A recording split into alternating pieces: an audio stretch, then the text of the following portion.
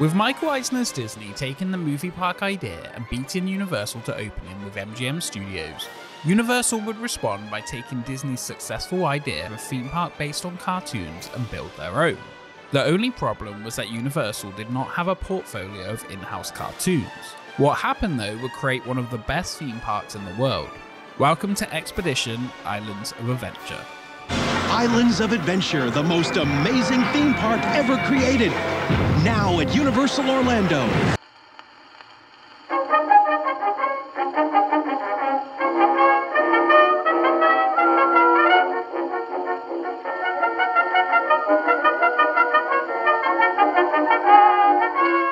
When Universal Studios Florida opened on that troubled day in 1990, it would continue to grow over the next years, but remained merely a day trip out of the big kingdom down the road. Universal had a plan though, and the space to pull it off. While the original park stuck to Universal's film properties, they would attempt something different. Hello, I'm Steven Spielberg, and I'd like to welcome you to the E.T. Adventure. As far back as 1991, while still fixing issues within the first park, Rank Entertainment, who owned a major share in Universal Parks, started exploring the idea that could actually offer an alternative to the other Orlando parks. A year later, in 1992, before any deals were made, they started to sketch out an expansion that would turn the single park into a full resort. The plan was known as Project X. People said it won't work. Central Florida, you're not near the beaches, it's swampland, can't happen. Why do you think it did? Why do you think it worked so well? I think his attention to detail, even though he didn't live to see it open, he had left a culture and a philosophy for excellence, for guest service, for fun, for, he knew he wasn't curing cancer, we were just going to have a good time. And just like how the Magic Kingdom was full of Disney's iconic cartoon characters, Universal would build a theme park based on cartoons, taking the best non-Disney cartoon shorts, children's books and comics and bring them to life. This new park would sit next to the original and create the second park of a full resort experience with the addition of hotels, restaurants, and nightlife. Get ready for the next generation of theme park, coming in 1999. The ideas behind the new park's development would come from Gary Goddard. Gary began working for Disney in 1974, where he developed the Hoop-De-Doo musical revue at Fort Wilderness. While working for Disney Imagineering, he would develop concepts for Epcot, Tokyo Disney, and River Country, among many others. Later, after forming his own company, he would find himself part of the Landmark Entertainment Group, the company who would go on to create Islands of Adventure and some of the most iconic rides inside. Out of the way, they're mine! We're dropping you in the middle of a comic book, and we're going to drop you in the middle of that comic book. We need you to feel that. We need you to get bounced around. We need you to feel like you're up in the air.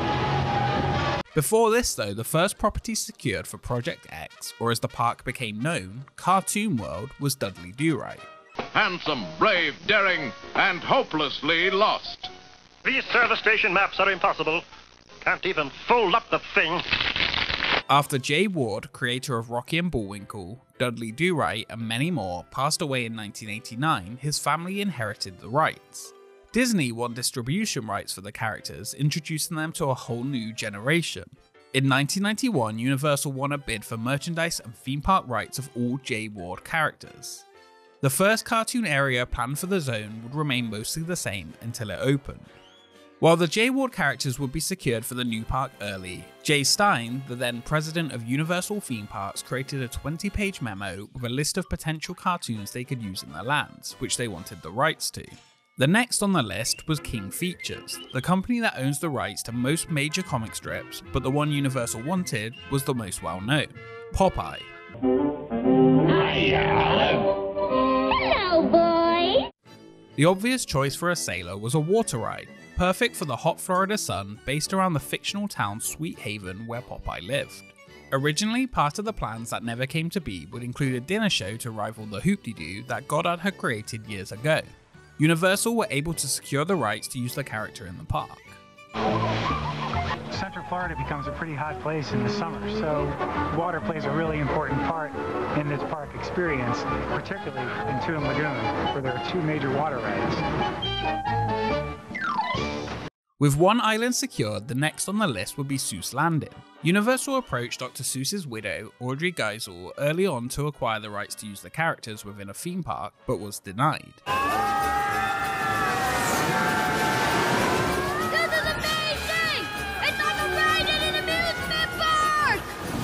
like at Universal Studios.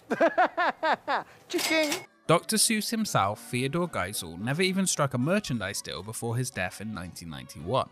It took an all-expensive paid trip to Orlando and a presentation of artist renditions of the proposed rides and attractions to convince her they would not become part of a carnival-style park. I actually had no idea what I was going to get into when I started opening the books, thinking, oh, this is a kid's book. Yeah, we can build this. But when you really start getting into what it means to do that, you realize that a lot of what Geisel drew defies gravity, and it's really not supposed to exist in this world, so we actually had to come up with a way to do that. After several years, they were able to convince her, and a deal was signed in 1995 to get the rights. Trying to appeal to the broad family demographics that Disney were down the road, Universal's plan was on its way to becoming a reality.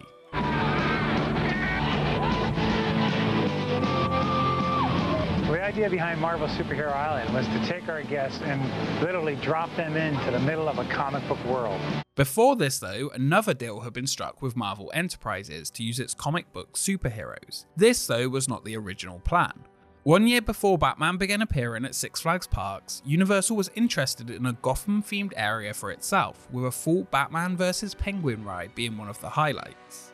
Plans were drawn up for the attraction before Universal even had the rights. Batman had become a must-have character after the hit 1989 film starring Michael Keaton, and a sequel was in the works for 1992.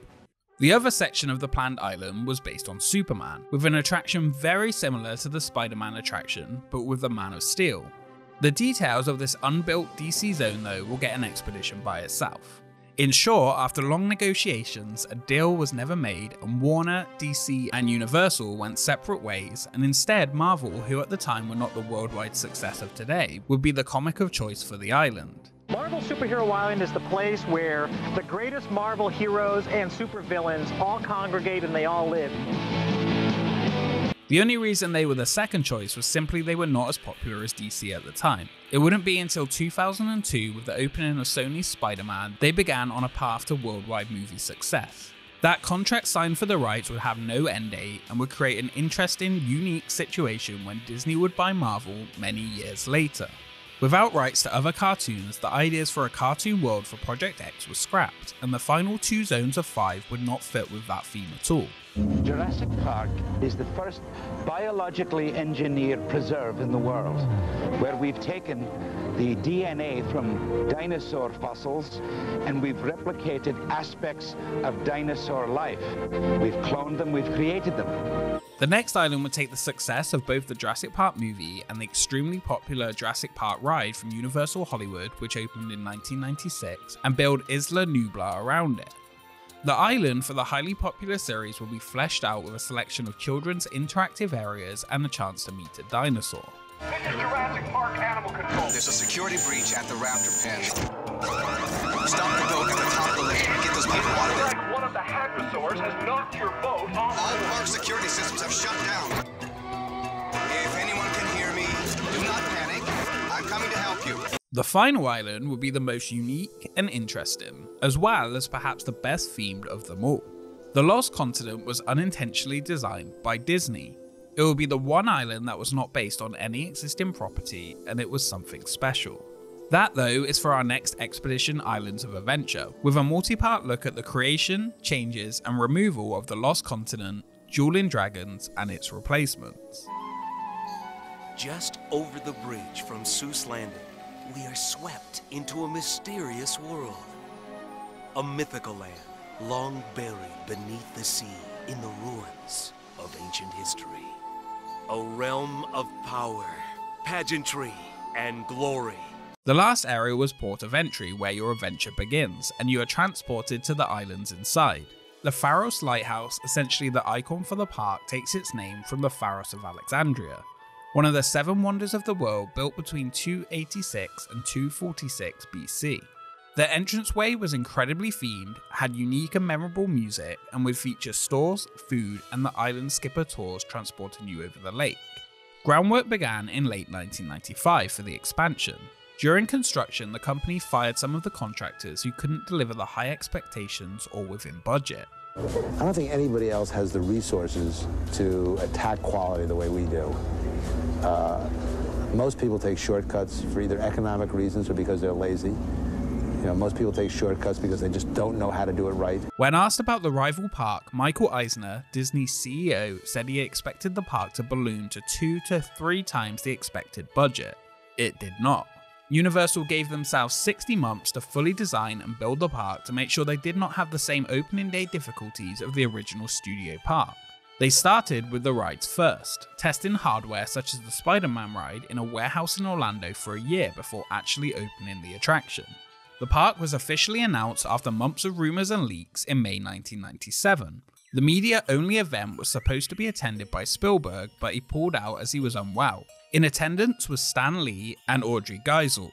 The $1 billion park was part of a $2.6 billion expansion plan, including the new parking garages holding 19,000 cars and City Walk, or E-Zone as it was called. The 90-acre theme park was divided into these 5 islands around the lagoon. Opening day parking was $6 in its huge twin garages, and park entrance was $46.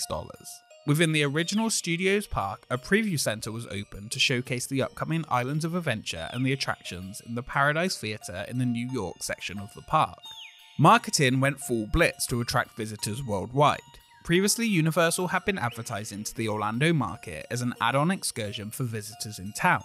Eisner, of course, commented again that if they didn't market outside of Orlando, they were going to cannibalize their own park. And if they did market outside, it would be good for Disney because they would go to Disney as an add-on excursion.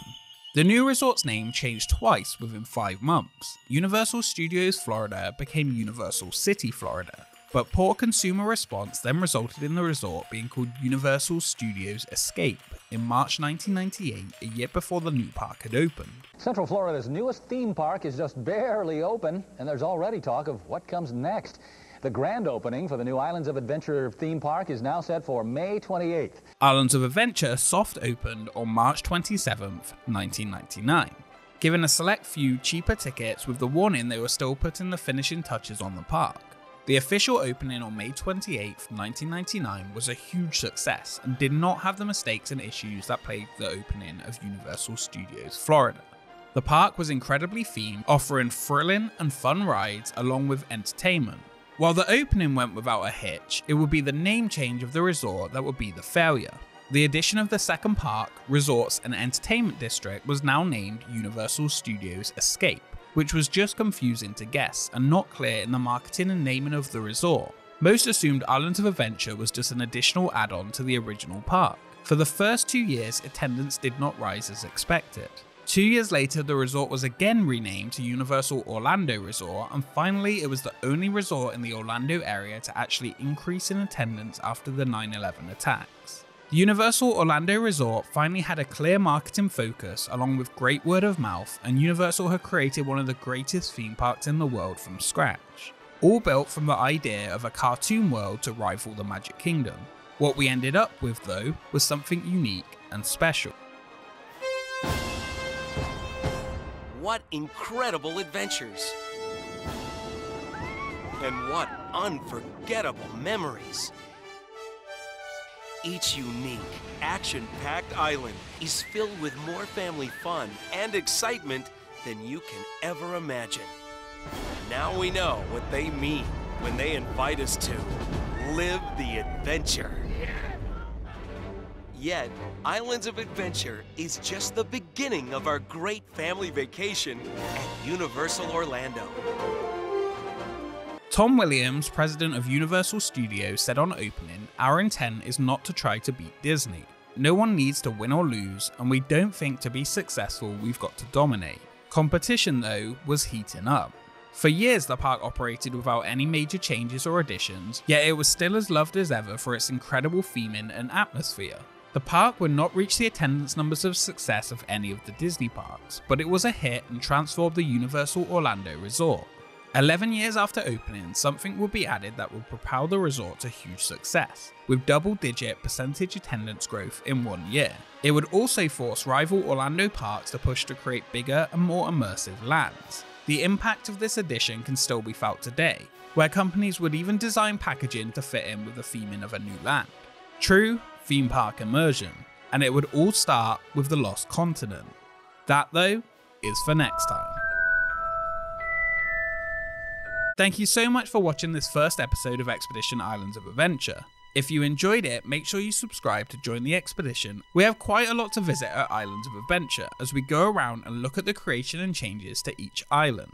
After 20 years of operation, the park has turned into a must-visit destination. Follow us on Twitter and Instagram for updates on upcoming episodes, and make sure to let us know what you would like to see covered in the comments. A special thank you to our Patreons for supporting the channel. Currently you can get an Expedition Theme Park button for joining, so make sure you take a look if you would like to get early episode releases and more. We will see you next time.